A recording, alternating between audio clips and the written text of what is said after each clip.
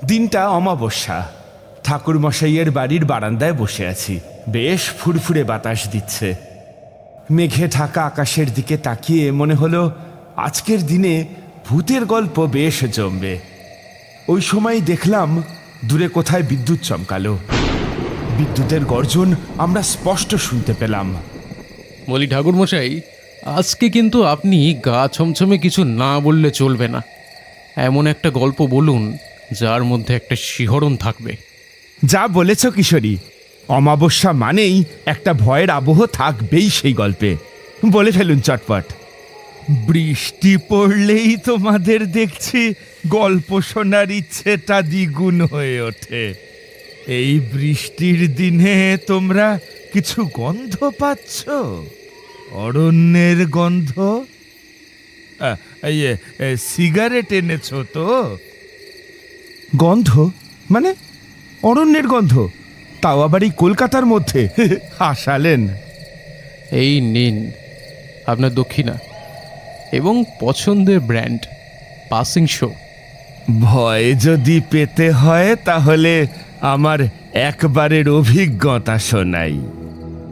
সেবার আমি গিয়েছিলাম উত্তরবঙ্গের দেউলবাড়ি গ্রামে। সেখানে যাওয়ার একটা কারণ ছিল।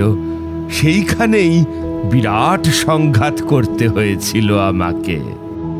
বলছেন কি? কি হয়েছিল?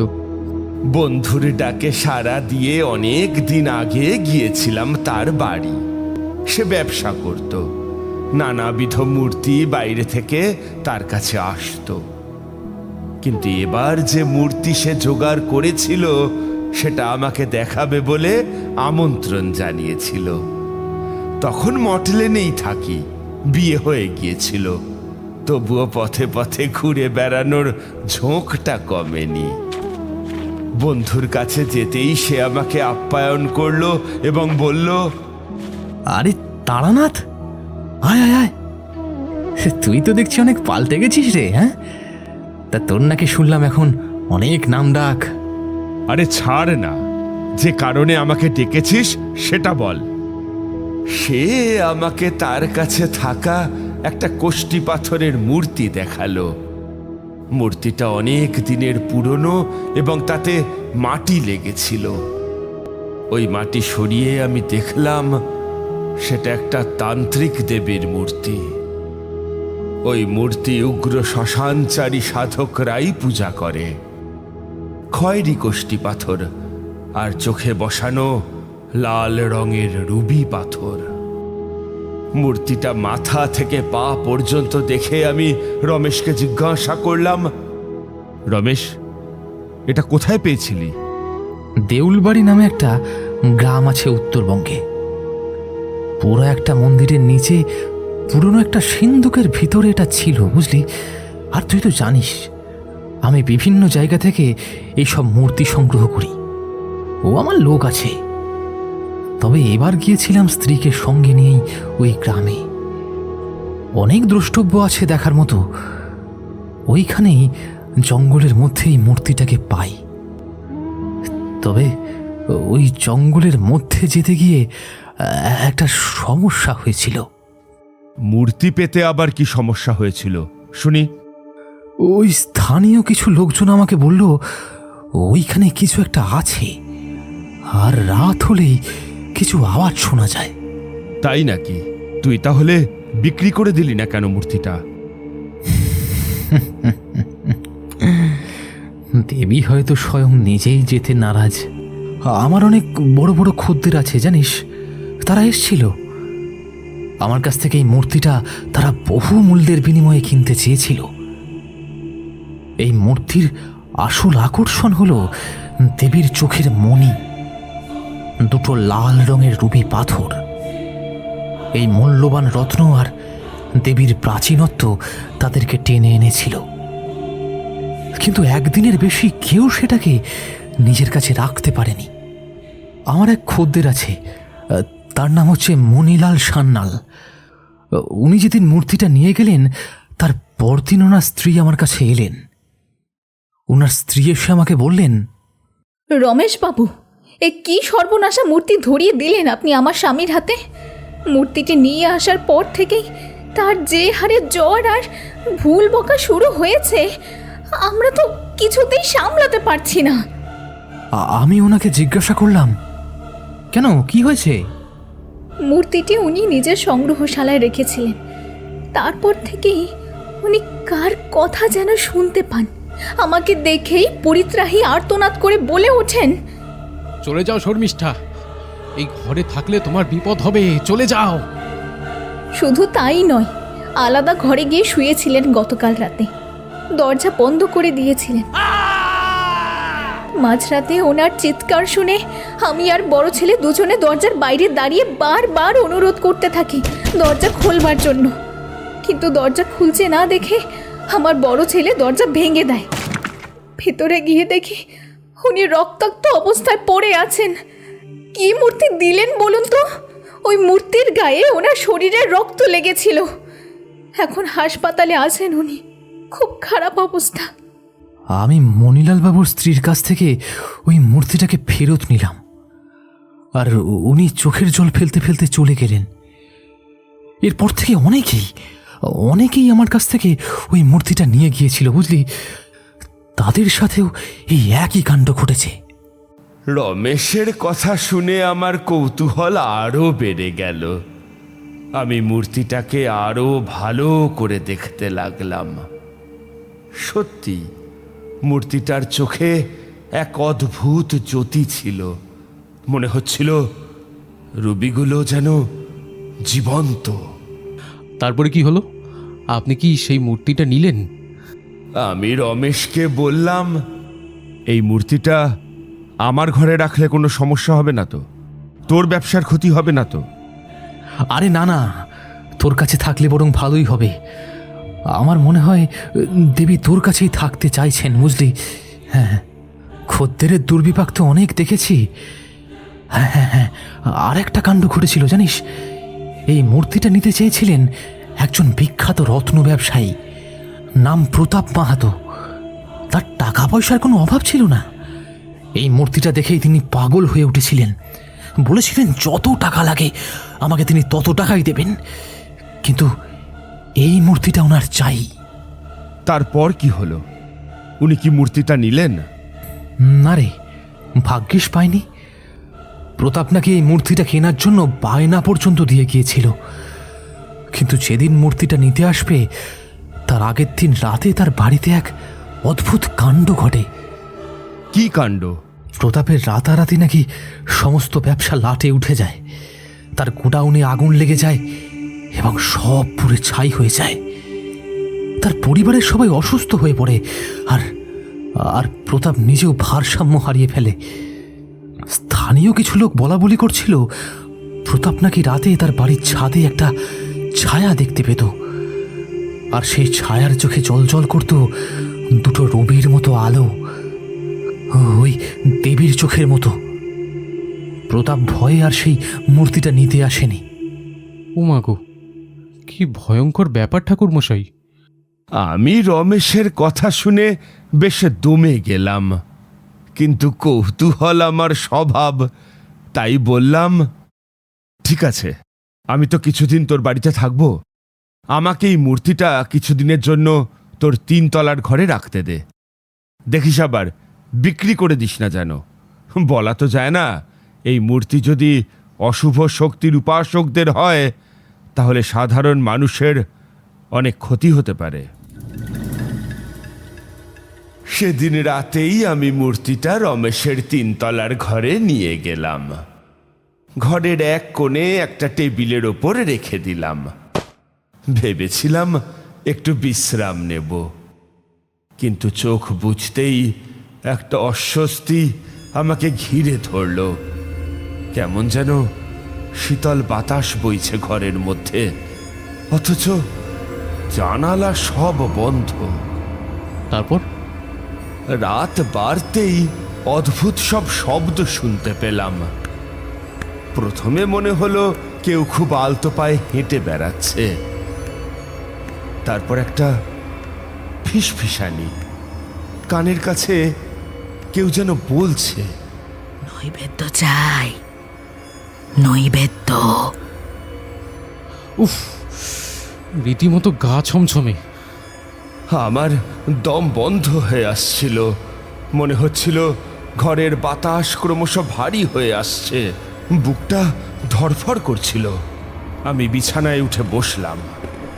অন্ধকারে চোখ ঘোরাতেই দেখলাম ওই মূর্তির চোখ দুটো যেন জ্বলছে। লাল রুবি পাথর দুটো থেকে যেন এক রক্তিম আভা ছড়িয়ে পড়ছে। আমি ঘামতে শুরু করলাম। মনে হচ্ছিল কেউ আমার গলা টিপে ধরেছে, নিঃশ্বাস নিতে পারছিলাম না। আমি বিছানা থেকে নামতে চাইলাম, কিন্তু পা অবশ হয়ে গিয়েছিল। মনে হচ্ছিল কেউ যেন অদৃশ্য হাতে আমাকে আটকে রেখেছে। হঠাৎ ঘরের তাপমাত্রা কয়েক ডিগ্রি কমে গেল। আমি স্পষ্ট একটা ঠান্ডা বাতাস অনুভব করলাম, যা আমার হাড় পর্যন্ত কাঁপিয়ে দিচ্ছিল। আর তখনই সেই ফিসফিসানি আরো স্পষ্ট হয়ে উঠল। নৈবেদ্য দে, না দিলে তুই শেষ। মনে হচ্ছিল মূর্তিটা আমার দিকে তাকিয়ে হাসছে। লাল রুবি পাথর দুটি যেন আরো উজ্জ্বল হয়ে উঠেছে। আমি ভয়ে চিৎকার করতে চাইলাম, কিন্তু গলা দিয়ে শব্দই বের হলো না। শরীরটা যেন আমার নিয়ন্ত্রণে ছিল না, হাত পা একদম অসাড় হয়ে গিয়েছিল। কি ভয়ঙ্কর! তাহলে কি দেবী আপনাকে মারতে চেয়েছিলেন? সেটা জানি না, তবে মনে হচ্ছিল আমার সামনে একটা অদৃশ্য হাত প্রসারিত হয়েছে, কিছু চাইছে।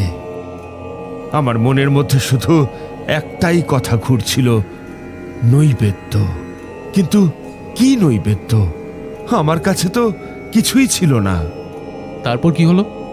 আপনি কি জ্ঞান হারিয়েছিলেন? না, হঠাৎ করেই আমার হাতের কাছে একটা মোমবাতি আর দেশলাই দেখতে পেলাম। অবচেতন মন যেন আমাকে নির্দেশ দিচ্ছিল মোমবাতিটা জ্বালাতে। হাত কাঁপছিল, কিন্তু আমি মোমবাতিটা জ্বালালাম। আলোয় ঘরের আবছা অন্ধকার কিছুটা কেটে গেল। দেখলাম মূর্তিটা যেন আরো কাছে এগিয়ে এসেছে। তার চোখের রুবিগুলো আরো জ্বলজ্বল করছে। আর ঠিক তখনই ফিসফিসানি থেমে গেল। তবু বুকের ভিতর তখনও দম বন্ধ করা চাপ। আমি স্থির করলাম এই মূর্তির রহস্যের শেষ দেখে ছাড়ব।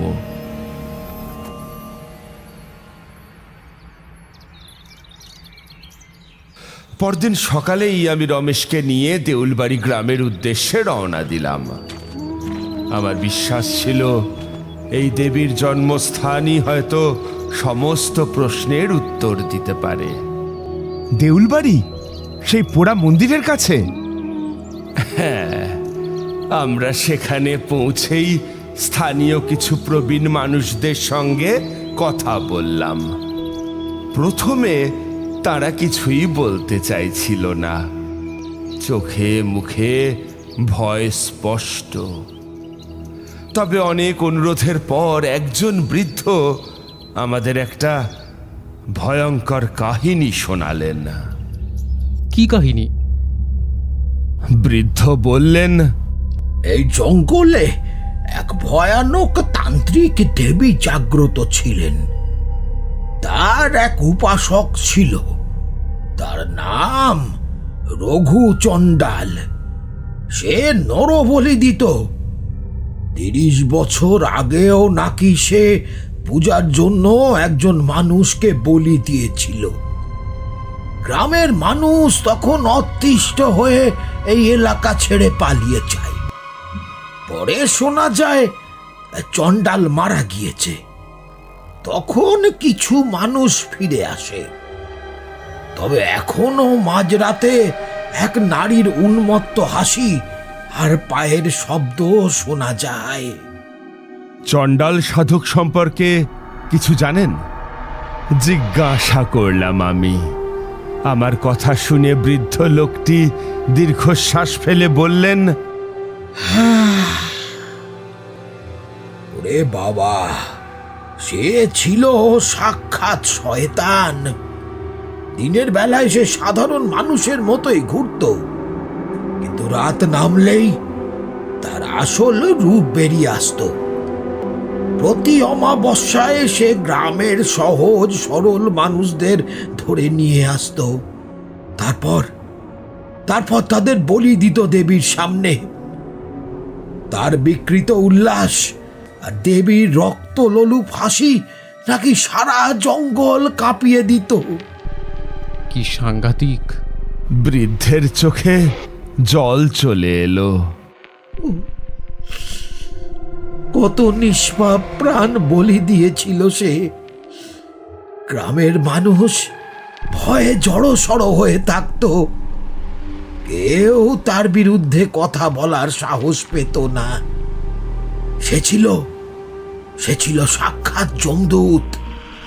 আমি বৃদ্ধকে জিজ্ঞাসা করলাম, কিন্তু চণ্ডালের কি হলো? সে কি এখনো এই জঙ্গলে আছে? বৃদ্ধ শিউরে উঠলেন। না, সে আর বেঁচে নেই। তার শেষটাও ছিল ভয়ঙ্কর। গ্রামের মানুষ একদিন আর সহ্য না করতে পেরে একজোট হয়েছিল। রাতের অন্ধকারে তারা চণ্ডালকে ঘিরে ধরেছিল তার মন্দিরের সামনে। হ্যাঁ, তারপর তারা কি তাকে মেরে ফেলেছিল? কিন্তু সে সহজে মরেনি। তাকে ধরতে যাচ্ছিল যখন সে দেবীর মন্ত্র জপতে শুরু করেছিল। ওম তারে উত্তারে স্বাহা, ওম তারে উত্তারে তুরে স্বাহা, ওম তারে উত্তারে তুরে স্বাহা। মুহূর্তে জঙ্গল উত্তাল হয়ে উঠেছিল। আকাশ থেকে বিদ্যুৎ চমকাচ্ছিল, আর বাতাসের মধ্যে দিয়ে ভেসে আসছিল অট্টহাসি। গ্রামের মানুষ ভয় পেয়ে গিয়েছিল, কিন্তু তারা পিছু হটেনি। তারা দেখেছিল চণ্ডালের শরীর থেকে যেন একটা কালো ধোঁয়া বেরিয়ে মন্দিরের দিকে চলে যাচ্ছে। আমাকে ছেড়ে দাও, আমাকে ছেড়ে দাও, আমাকে ছেড়ে দাও, আমাকে। শেষ পর্যন্ত তারা তাকে ধরেছিল, কিন্তু তাকে হত্যা করা সহজ ছিল না। সে এমন ভাবে ছটফট করছিল যেন তার ভিতরে কোনো দানব ভর করেছে। তাহলে তাকে কিভাবে মারা হলো? গ্রামের মানুষ তাকে পিটিয়ে মেরেছিল। তার শরীর নাকি কালো হয়ে গিয়েছিল, আর চোখ দুটো রক্তবর্ণ ধারণ করেছিল। মরার সময় সে নাকি অভিশাপ দিয়ে গিয়েছিল, আমার নাম যদি কেউ এই জঙ্গলে 3 বার উচ্চারণ করে, তাহলে আমি আবার ফিরে আসব। আবার ফিরে। বৃদ্ধের কথা শুনে আমার গা শিউরে উঠল। আমি ভাবলাম, যদি ভুল করে কেউ তার নাম উচ্চারণ করে ফেলে। বৃদ্ধের অনেক নিষেধ সত্ত্বেও সন্ধ্যার পর মশাল হাতে আমি আর রমেশ সেই পোড়া মন্দিরের দিকে এগিয়ে গেলাম। জঙ্গলের মধ্যে ঢুকতেই একটা অদ্ভুত নিস্তব্ধতা গ্রাস করল সবকিছু। কোনো পাখির ডাক নেই, কোনো পাতার শব্দ নেই, কেবল আমাদের পায়ের আওয়াজ। গাছের ডালপালা যেন আমাদের পথ আগলে ধরেছিল। তারানাথ, আমার কেমন অস্বস্তি হচ্ছে।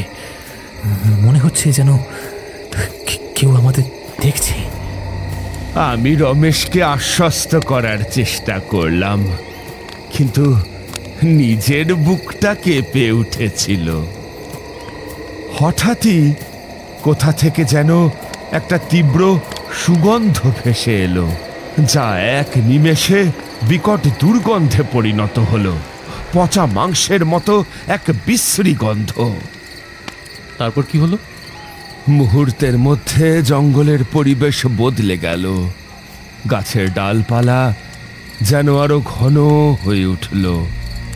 আকাশ থেকে কোনো আলো আসছিল না, চারদিক একদম অন্ধকার। আর সেই দুর্গন্ধে আমাদের দম বন্ধ হয়ে আসছিল। মনে হচ্ছিল কিছু একটা আমাদের দিকে এগিয়ে আসছে। পায়ের নিচে শুকনো পাতার মর মর শব্দ শোনা গেল। ঠাকুরমশাই, এই পরিস্থিতিতে রমেশবাবুর কি হয়েছিল? রমেশ একটা গোঙানির শব্দ করে মাটিতে লুটিয়ে পড়ল। আমি তাকিয়ে দেখি তার মুখটা নীল হয়ে গেছে। মনে হলো তার সমস্ত শক্তি শুষে নেওয়া হয়েছে। আমার কানে যেন কেউ ফিসফিস করে বলে উঠল, চণ্ডাল, চণ্ডাল, চণ্ডাল। মনে হচ্ছিল জঙ্গলের সমস্ত অশুভ শক্তি যেন আমাদের উপর ঝাঁপিয়ে পড়েছে। একটা শীতল হাওয়া যেন রমেশের প্রাণ কেড়ে নিতে চাইছিল। আমি সেই ফিসফিসানি অগ্রাহ্য করে রমেশকে টেনে তোলার চেষ্টা করলাম, কিন্তু পারছিলাম না। আমার চারপাশের বাতাস ভারী হয়ে আসছিল, নিঃশ্বাস নিতে কষ্ট হচ্ছিল। হঠাৎই আমার সামনে একটা অস্পষ্ট ছায়া মূর্তি ভেসে উঠল। তার চোখ দুটো যেন আগুনের মতো জ্বলছিল। পচা মাংসের গন্ধটা আরো তীব্র হয়ে উঠল। সে কি চণ্ডাল ছিল? হ্যাঁ, ছায়া মূর্তিটা আমার দিকে হাত বাড়িয়ে দিল, যেন আমাকেও গ্রাস করতে চাইছে। আমার মনে হলো আমার শক্তি ধীরে ধীরে কমে আসছে, কিন্তু আমি হাল ছাড়িনি। আমি জানতাম এই মূর্তির মধ্যেই সমস্ত সমস্যার মূল। আমি ঝোলা থেকে সেই দেবীর মূর্তিটা বের করলাম। মুহূর্তেই ছায়া মূর্তিটা যেন আরো ক্ষেপে উঠল। জঙ্গল কাঁপিয়ে একটা বিকট শব্দ হলো। আমি মূর্তিটাকে দুহাতে ধরে চিৎকার করে বললাম, তোদের স্থান এখানে নয়, ফিরে যা তোরা পাতাল লোকে। আর কোনো সাধারণ মানুষের প্রাণ আমি নিতে দেব না। আমি আমার সমস্ত শক্তি দিয়ে মূর্তিটাকে একটা পাথরের উপর আছড়ে ফেললাম। ওই সময়ই কোত্থেকে যেন কেউ একটা রক্তমাখা খাড়া ছুঁড়ে দিল, কিন্তু আমি মন্ত্রের বাঁধনে নিজেকে আগে থেকেই সুরক্ষিত রেখেছিলাম। তাই ওই খাড়া আমার কোনো ক্ষতি করার আগেই নিস্তেজ হয়ে পড়ল আমার পায়ের কাছে। দূর থেকে চণ্ডালের তীব্র আর্তনাদ ভেসে এলো। না, আমার দেবী মূর্তি তুই ধ্বংস করিস না। এই মূর্তিটাই একমাত্র আমাকে আবার ফিরিয়ে আনতে পারবে। তোর সব কুকীর্তির কথা আমি জেনে গিয়েছি চণ্ডাল। এইবার তুই নিজের দোষেই শেষ হবি পুরোপুরি। পাথরে আছাড় দিতেই মূর্তিটা ভেঙে চৌচির হয়ে গেল। আর সেই মুহূর্তে একটা তীব্র আলো আর বিকট শব্দে সারা জঙ্গল কেঁপে উঠল। ছায়া মূর্তিটা এক তীব্র আর্তনাদ করে বাতাসে মিলিয়ে গেল।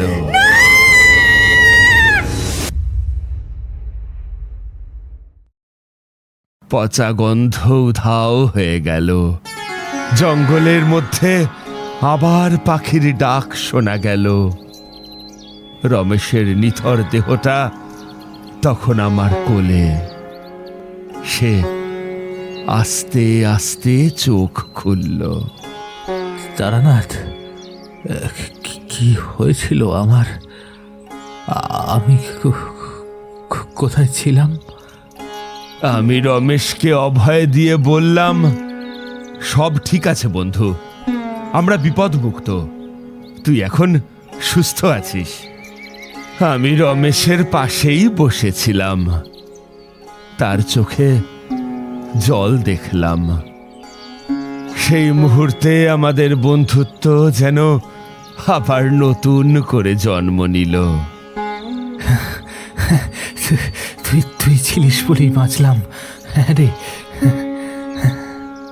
আমরা দুজন মিলে সেই মূর্তির ভাঙা টুকরোগুলো গভীর জঙ্গলে এক গর্তে পুঁতে দিলাম, যেন সব অশুভ শক্তিকে কবর দিলাম। চল রমেশ, কাজ শেষ, এবার ফিরে যাই। তখনই অদ্ভুত এক অট্টহাসি শোনা গেল। কেঁপে উঠল পুরো জঙ্গল। কে যেন বলে উঠল, যে আমার নাম 3 বার ডাকবে তাকেই আমি নিজের কাছে টেনে নেব। ঝোপ ঝাড় কাঁদতে লাগলো, আর আমাদের সামনে দৃশ্যমান হলো এক মেয়ে। দেখ তারানাথ, ওই মেয়েটার চোখ কি ভয়ঙ্কর লাল, আর আর দাঁতের ফাঁকে রক্ত। দেখ। ভয় পাস না রমেশ, ওই মেয়েটা আর কেউ নয়, সেই অপদেবী।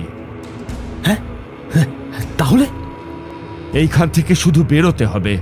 নিরাপদে দেউলবাড়ি গ্রামে ফিরে এক রাত কাটিয়ে নিজের জায়গায় ফিরতে পারলেই বাঁচি।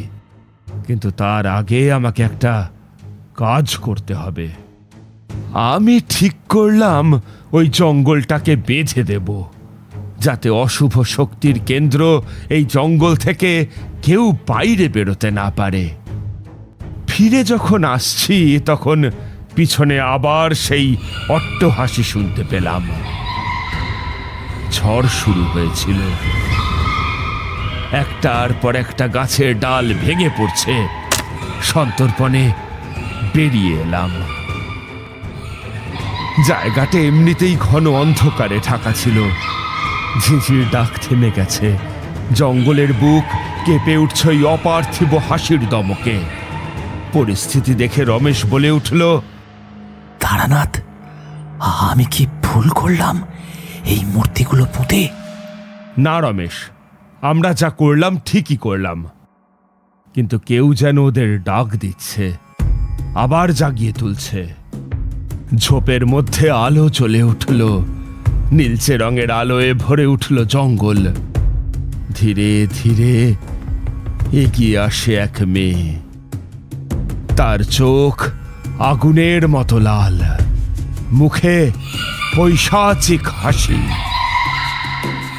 ঠোঁটের কোণে লেগে আছে রক্ত। তারানাথ, ও এগিয়ে আসছে। তারানাথ, ও এগিয়ে আসছে। তুই তাড়াতাড়ি আয়, তাড়াতাড়ি আয়। ওই অপদেবী আমাদের নিতে এসেছে। চিন্তা করিস না, আমি জায়গাটা বেঁধে দিচ্ছি। এই জঙ্গলই হবে ওর সীমা। দৌড়তে দৌড়তে বাইরে বেরিয়ে এলাম। এরপর আমি ঝোলা থেকে বের করলাম একটি লাল তাগা ও রূপার তাবিজ। মুখে মন্ত্র পড়তে থাকি।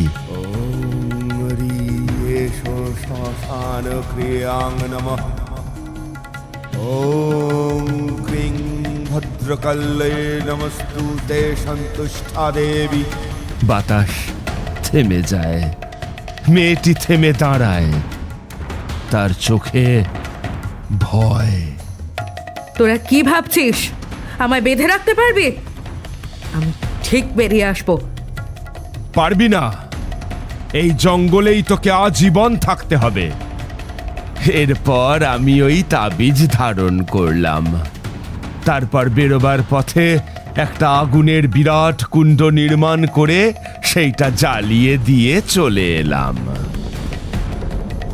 আর ভিতরে ওই অপদেবীর আর্তনাদ ছড়িয়ে পড়ল।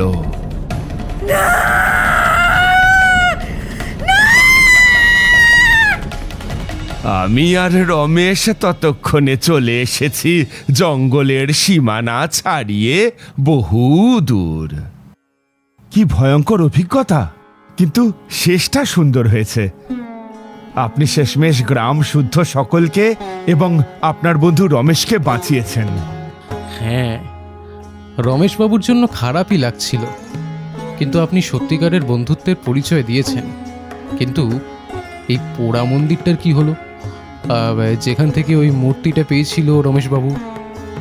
মন্দিরটা এমনিতেই ধ্বংসপ্রাপ্ত ছিল। আমি যখন ওই মূর্তিটা ভেঙে দিই তখনই ওই মন্দিরের অবশিষ্ট অংশটাও শেষ হয়ে যায়। আসলে ওই মন্দিরেই চণ্ডাল সাধক প্রথম ওই মূর্তিটি স্থাপন করেছিল। তার দল ছিল, কিন্তু সে রাগে অন্ধ হয়ে এবং প্রবল ক্ষমতার লোভে নিজের দলের লোকগুলোকেও খাড়ার ঘায়ে শেষ করেছিল। তারপর থেকে সে কিছুদিন গা ঢাকা দিয়েছিল। এরপর আবার যখন সে আত্মপ্রকাশ করে, আবার বলি দিতে শুরু করলে গ্রামবাসীরাই তাকে শেষ করে দেয়।